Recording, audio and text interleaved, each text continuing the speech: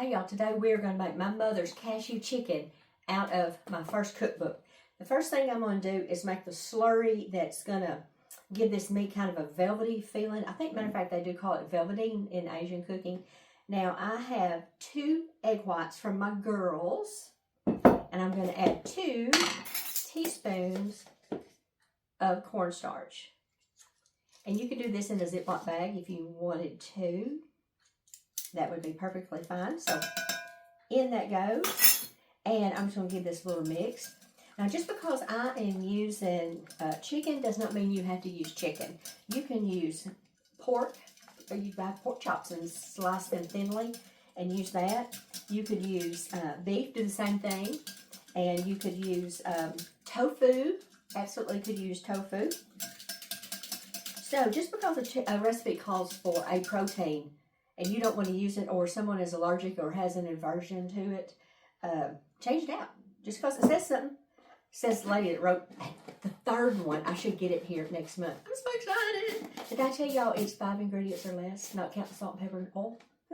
Anyway, so there we go. I did this first so I wouldn't have to touch anything else, because in Mother's recipe, she says use 1 pound. I'm using 1 chicken breast, but it's pretty thick. And I'm going to show you how. First thing, I'm going to cut some of this garbage off of it that doesn't need to be on there. Get that cleaned up a little bit. So anyway, what you do, works better if you have a thin knife, not a chef's butcher thing. So you get here's the fat part on this, and here's the skinny part. We're going to take this and make it into a cutlet. So you just take your knife flat and hold your hand here. Don't cut your hand off, y'all. And you just slice into it like this. And try to go as straight as you can.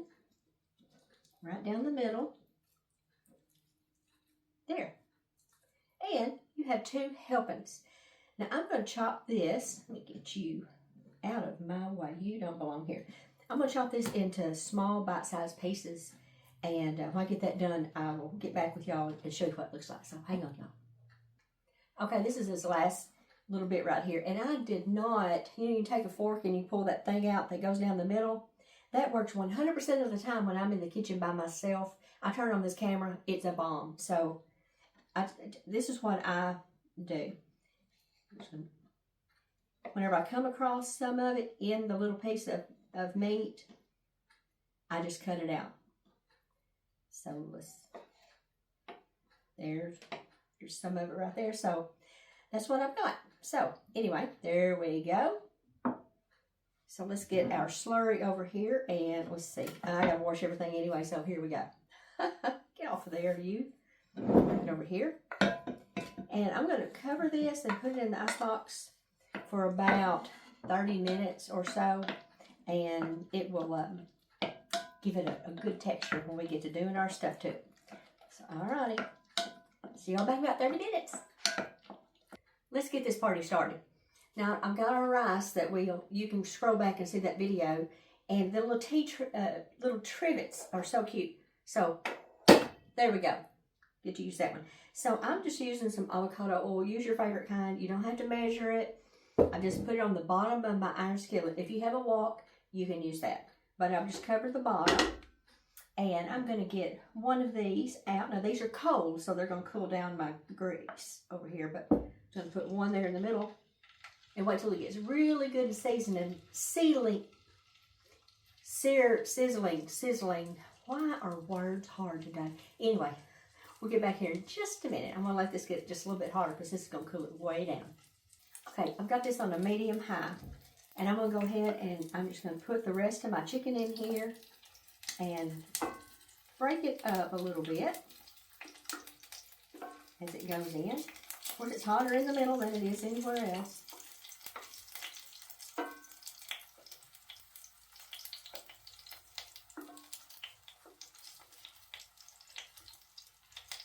I'm going to let this get just a little bit hotter. Welcome to real life, y'all. So anyway, we're just going to sit here and let this get a little hotter. I think it's going to be hot enough now. That gave me enough time to go get my, whatever you call that thing, splatter guard thing. So we're just going to put the rest of these in here, just like this. And it doesn't matter if you get that slurry in there, that's just going to make it mold better. One of the things that this slurry does, it helps the good yummy stuff stick to it. And so that sauce is going to be so, so good. Rest these in here. Get them to get to cooking.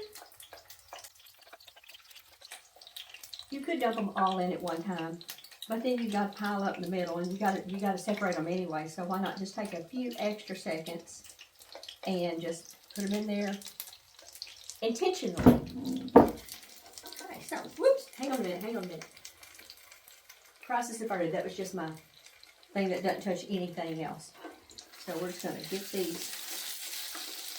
This comes together pretty quick. You could do this while you're cooking the rice, and it'll all be together, done about the same time, give or take, here and there. Or you could make a pot of rice in the on the weekend, and you've got a really good side to use in other things.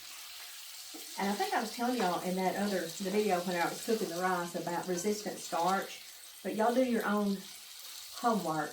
I was an ag major, not a nutritionist whenever I was in college, but I've been reading on resistant starch, and apparently if you cook rice and probably other carbs too, and you chill them for at least 24 hours, it changes their makeup, and they won't mess up your sugar as bad. That's why some people can eat rice at an Asian food place, you know, the fried rice, because that's generally what they do. So I'm just going to keep doing this right here until they are all completely done. And then I'm going to transfer them to another platter. And what I like to do, because of chicken safety, just here in a minute, I'm going to change to a clean spoon when all the edges of these are pretty done. That way, because this spoon right here has had that raw meat on it. And so, just what I do, Your Honor. Alright, I think I can switch utensils now, and that's what I'm going to do. Get that out of the way. There we go. So I'm going to let these sit here and kind of brown on one side a little bit. I'll give them a little toss-a-roll here in a little bit, and we'll get back together when we're ready to do the next thing, which is going to be delicious. So see you back in a minute. Okay, these are done. I'm going to cut this heat down just a little bit because it's kind of hot right now. And I'm just going to use a slotted spoon because you want to leave all the grease in here. And I'm just going to take this chicken out and put it in just another dish. I have no idea where Mother got this recipe. She made this, oh gosh, I guess I was in high school when she started making this. And it was so out of character because Mother was a country cook. We had regular, fried potato soup, beans, and we had all the country stuff. I don't know where this recipe came from, but I love it. So I'm glad she found it. So we're going to put that over there. So to this, I've got a half a cup of whole cashews. And if you think that needs a little more oil in it, y'all put it in there. And about 4 green onions. But I'm going to save some back to put on the tops. We want it to be pretty. Plus, I need to take a picture of it. So we're just going to get this out of our way. Now, if you do not like cashews, if you have a nut situation in your family, you could use water chestnuts. And these are whole, but you can slice them into whatever size. And sometimes I do put water chestnuts in here if I don't have any cashews. You could use slivered almonds if you want to do that. You can add, if you want to bulk this up, you could add some fresh sliced mushrooms. You could use some canned mushrooms. You can use some snow peas. Let's see, what else could you put in here? You could put some asparagus tips. You could put some French cut green beans. It's your kitchen, y'all. You know what you like. And this is just an easy little dish, and you can put it together with a lot of things that are already in your house. So, all right, let's put this sauce in here. And I was supposed to put salt in the slurry, and I forgot, so it's no big deal. I'm going to add about, do I want to add it now? No, I'm going to wait and taste it. So, you can use soy sauce if you want to. or you can use coconut aminos. This is a gluten-free product and it has no soy in it. So if you're concerned about soy and possible estrogen type situations, is what you need. Okay, Mother says 3 tablespoons of it. So, and if Mama says it, we got to do it, don't we? 2, 3.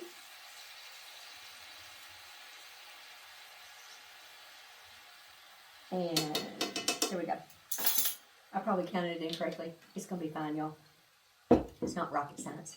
And when I use coconut aminos, here in America, Worcestershire sauce is gluten-free. So I'm just going to add a splash. I like just that little extra flavor it gives. And then you're going to need about 4 teaspoons of, I'm going to tell you exactly what Mother says, Chinese rice wine or dry sherry.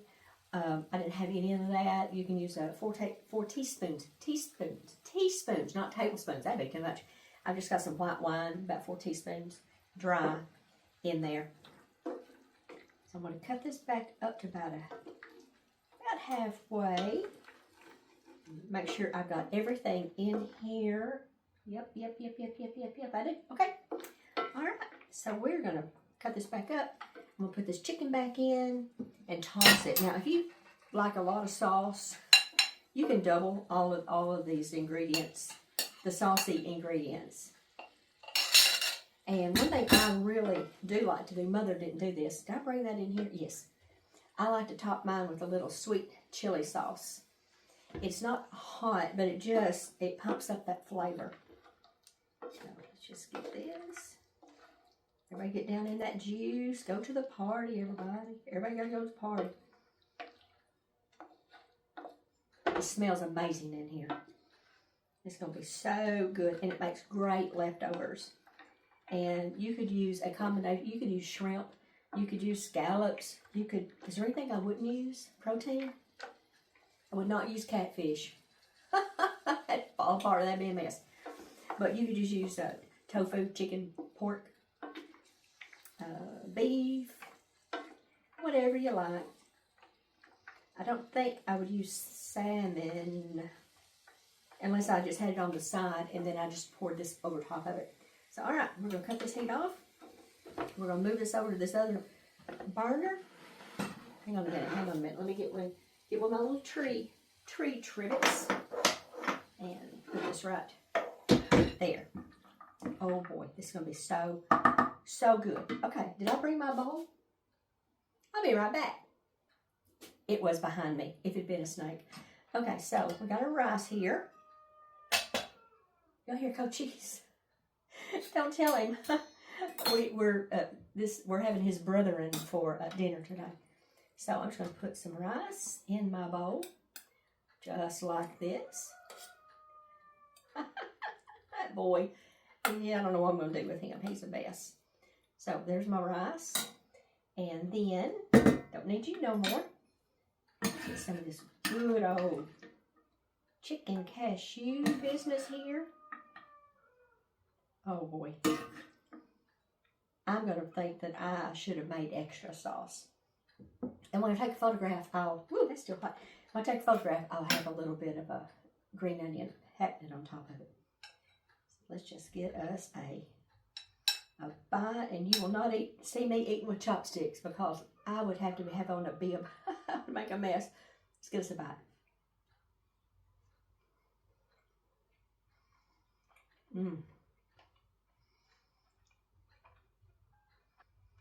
Y'all, that is so good. I think you are going to love this. It's just an easy little quick thing to throw together, and you see how versatile it is. I see y'all directly. We're fixing to go eat them up. Yum, yum. And look below, and I'll have links to the cookbooks. And when the third one comes in, 5 ingredients or less, you know you're going to be seeing that one. See y'all later. Bye.